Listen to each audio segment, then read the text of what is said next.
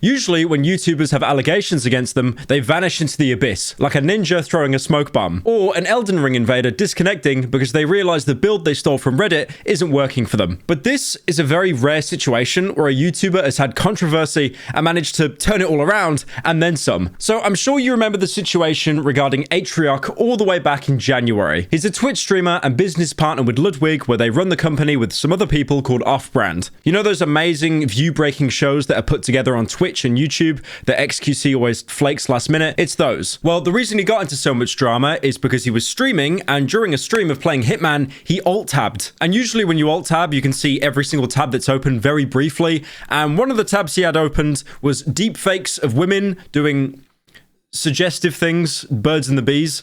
What time is it where I am? I am not joking you, that was it. A femtosecond of him alt-tabbing, and the Reddit detectives grabbed hold of it, screenshotted it. Those 2 frames are basically what driven him away from the internet for 6 months. Now, obviously enhancing it, you can see that he was accessing a very inappropriate website. Now, I'll be honest, originally hearing it, I didn't care, because the same thing happens to me pretty much every other stream. I'm gonna screenshot that. All right, nice. The reason why it was so bad is because the website had access to deepfakes of celebrities, Twitch streamers, and a lot of these Twitch streamers Atrioc actually knew or was friends with, or his friends were dating them. So basically, Atrioc paid a creator to get access to deepfakes of some Twitch streamers. Apparently, this was Cutie Cinderella, Andrea Botes, Maya Higa, and numerous other creators. Now, keep in mind, I do need to put this out there. Atrioc did not commission these. He didn't request them, but what he did is pay a paywall to get access to the pictures and the videos. So what this did obviously is bring up a huge debate on consent, like, you know, women having themselves deep faked onto actual models. Is it a good thing? The internet would tell you it is not a good thing. And then this led him to do an apology on live stream, which was like quite bizarre. His wife was like crying in the background, and the majority of it, he was basically talking about how he creates a safe space for women on his stream. He doesn't objectify women. I've done a lot on the stream to like create a pattern of behavior where I really want, especially women on Twitch, to feel safer. Like we call fucking booba spam cringe. We don't do that there. I've never made like a fucking weird, I don't know, seat sniffing joke. I've never done anything like that. I've never done anything like that on the stream. Now, I'll be honest, the response is a little bit cringe-inducing. I mean, I'm not one to talk, but again, it wasn't a pre-recorded video. It was him basically doing it on live stream. So it's always going to be worse to a pre-recorded, scripted video. But now, Atrioc is back 6 months later with a new video called, well, 6-month update. And in the video, he doesn't even try to apologize because he doesn't need to. He really did that in the last stream. It'd just be reiterating the same thing, but with better points because he'd be scripting it. But instead, what he goes on to say is during his time off, he's done a lot of good things. Like, for example, spending around $60,000 on a law firm that basically protects online creators, women, having deep fakes removed off of websites.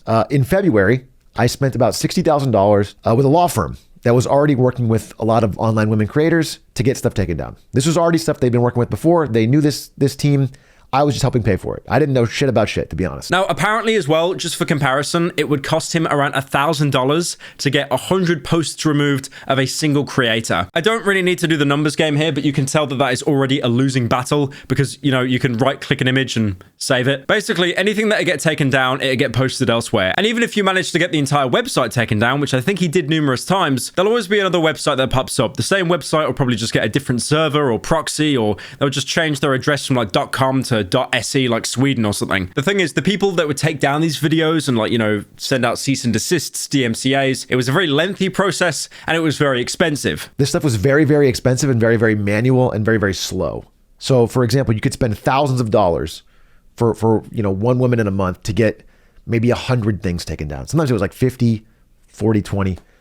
And so, you know, because it's using a full lawyer's time to make the DMC takedown, they can only do so many a month, and they charge very much by the hour. So very expensive. So by March and April, Atrioc started working with a company called Cerritus, DMCA. Now, this was originally made by Dan Purcell to basically help OnlyFans creators because, as we all know with OnlyFans, that there are a lot of people that will not pay the $3 to $5 to $10 to gain access to the photos. They'll just get it and then they'll basically just deep fake it onto a model anyway. Basically, what it does is it works similar to the Content ID bot on YouTube, except it's not a steaming piece of shit. It's actually good. It'll basically scan half of the internet and see if there's any kind of like matching images to OnlyFans creators, and then it will send out like an automatic DMCA, which is genius because it basically is the YouTube content ID system, but good, because I have never known the content ID system on YouTube to be any source of good ever. Oh, you use 2 seconds of an Ice Spice song?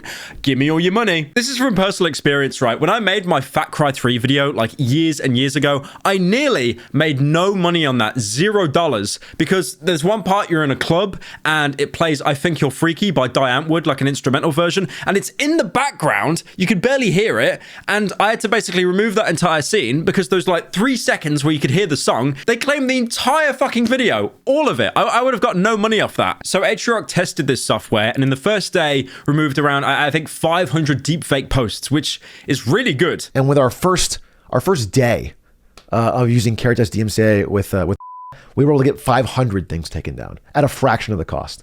So it was an awesome test. It was a big first step. And it got me motivated. And keep in mind as well, that was with a fraction of the cost of what the law firm was asking for, because obviously this is just a bot, right? It's not like people sat on their computer typing in big boober-breasted milk, mummy milkers, fake, deep fake. Now, what Atriarch did is set himself a goal of $100,000 to basically put that into a budget to get as many images and deep fakes removed off the entire internet. And then overall, they ended up spending around, I think, $122,000. My goal at the end of this time period, this 6-month period, was to spend my budget, which was $100,000. And that's a significant amount of my savings. I know that I chose an amount that was like a serious amount, impactful amount to my savings. And I chose to commit time and effort to it as well. I didn't just want to have money, but I set the $100,000 budget. We ended up spending about $122,000, a little bit over that. And my goal was to get 100,000 things taken down. That was my big dream. I can imagine some people will try and compare it to the keyboard warriors on Twitter that are like overcorrecting because when they were younger that they said a bunch of slurs and it still lives rent-free in their head. They just never got over it. So they need to project that onto other people. But honestly, I think Atriarch's doing a good thing. Like, he did the apology, not the best one, but again, it wasn't a live stream, but he's now trying to correct that by setting a precedent that it's not okay to do this kind of stuff. Now, he wanted to take down around 100,000 posts with the budget that he had, but he ended up taking down nearly 200,000 posts. And I think around 300,000 were reported. But again, it's like if you're reporting it and it's like, Twitter or something that has to deal with it, then they're really not going to do anything. And the funny thing is, if he did this with the law firm, instead of costing $200,000, it would have cost him around $9 million, which is... $9 million to remove deepfake booba that like people have saved on their desktop. It's unfathomable. I'm super proud to say that as of as of July 9th, we got 193,000 things taken down and 400,000 DMCA requests submitted. So this would have cost $9 million, I think, is our estimate based on the previous method. And we did it with 120,000, which is just it's fucking awesome. Surprisingly enough as well, this has reached out into the VTuber scene. No, I'm not saying that there are deep fakes of VTubers because that doesn't really make any sense. You get like an anime character and you just like post the face on a real woman. That doesn't... I'm sure that's like some character AI shit. But what was happening to the VTubers is they were having their addresses leaked, they were being hacked, they were being doxxed, and this firm, Certus, were basically able to stop that as well. Just in the past week, 2 different VTuber agencies have reached out about getting addresses, names, leaks and everything taken down. And we got them connected. We got an account set up. So progress is still ongoing. They even managed to get some big subreddits taken down. And as we know, Reddit is just absolutely horrendous at removing any kind of bad subreddit. They usually just tend to look the other way. We got massive subreddits taken down. This is a more recent project that we're working on. Reddit is kind of on the back foot lately, and we were able to kind of like get some pressure on them. And we got, some large infringing subreddits taken down, targeting Twitch creators. There was also a girl called Genevieve that reached out to Atriarch. Basically, she was like a lead researcher into anti-deepfake, which I could not imagine a more depressing job in my entire life. I've been shown 2 videos and being asked to pick like which one is real. It's like there's Tom Cruise TikToks or Keanu Reeves TikToks that you see, and it's just obviously deepfake. Like, is this real? I need to get the deepfake researcher on this. And obviously towards the end of the video, Atriarch does, bring up the fact that he had to apologize and stuff, and he still says that it's cringe-inducing, like it kills him inside.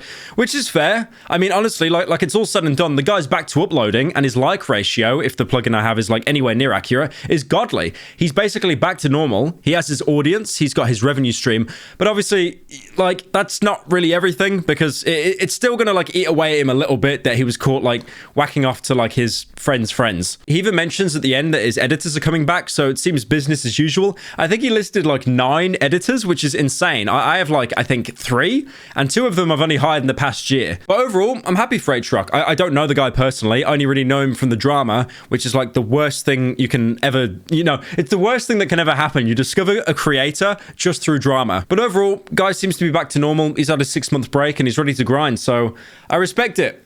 Just stay away from deepfakes.